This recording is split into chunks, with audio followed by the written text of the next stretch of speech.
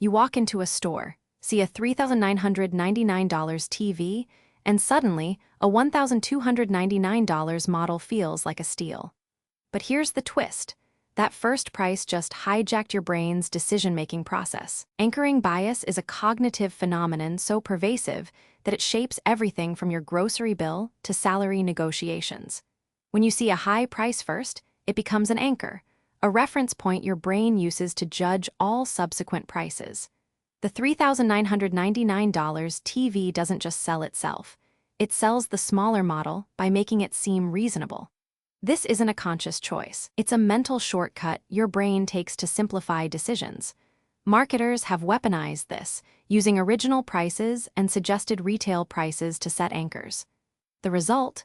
You feel savvy buying the cheaper option, but you're actually being manipulated.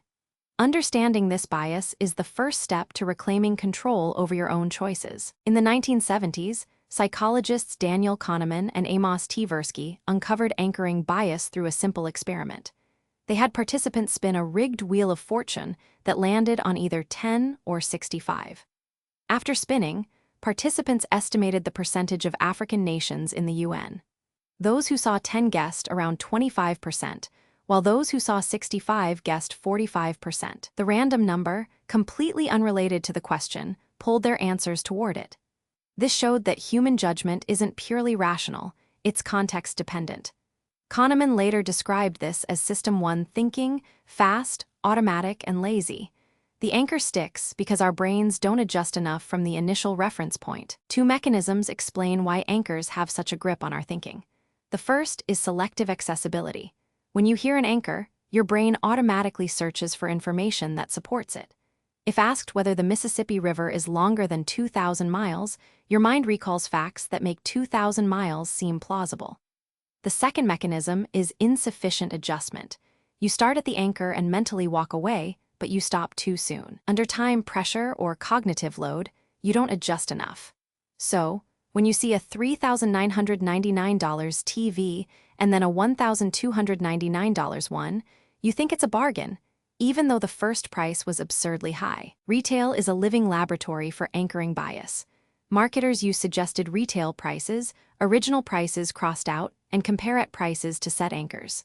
A study by Wansink, Kent, and Hawk showed that when shoppers saw a limit of 12 per person sign for canned soup, they bought twice as many as those who saw no limit. The number 12 acted as an anchor, suggesting that buying 12 cans was normal. Similarly, Nunes and Boatwright found that displaying a very expensive bread maker alongside a moderately priced one boosted sales of the cheaper model.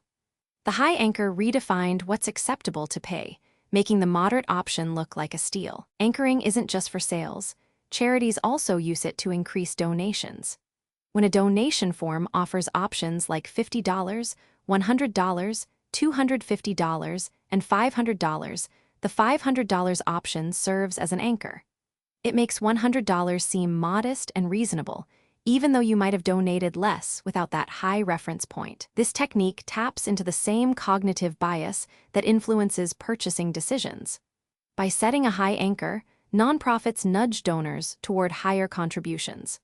Understanding this can help you make more conscious choices about how much to give, rather than being guided by an arbitrary starting point. Awareness is the first line of defense against anchoring bias. When you recognize an anchor, you can consciously adjust your thinking. Before making a decision, ask yourself, is this anchor relevant? Would I feel the same way if I saw a different starting point? Take time to consider alternatives without the initial reference. For example, when negotiating a salary, do your own research on market rates before hearing an offer.